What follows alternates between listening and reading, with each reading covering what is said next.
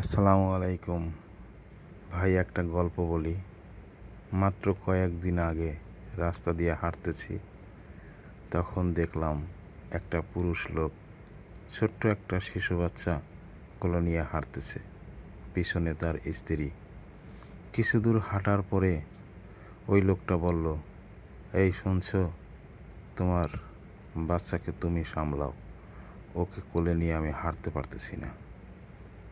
তখন পাশ দিয়ে যাচ্ছিল একটা মেয়ে, তখন মেয়েটি কথাটা শুনে বলল, ভাইয়া, আপনি এতটুকুতেই বিরক্ত হচ্ছেন বা ক্লান্ত হয়ে যাচ্ছেন, কিন্তু ওর মা ওকে কিভাবে 10 মাস 10 দিন গর্ভে রেখে চলাফেরা করলো, একবার কি তা উপলব্ধি করতে পেরেছেন? তখন লোকটা একদম নিশ্চুপ হয়ে গেল, কোনো কথা বলতে পারল না। কিছুক্ষণ পরে বলল, হ্যাঁ আপু, তুমি একটা সত্য কথা বলেছ। মায়েদের কষ্ট যে কতটা, আসলে তুমি আজকে আমার চোখ খুলে দিয়েছ। তুমি এভাবে না বললে আমি হয়তো কোনো দিনই উপলব্ধি করতে পারতাম না।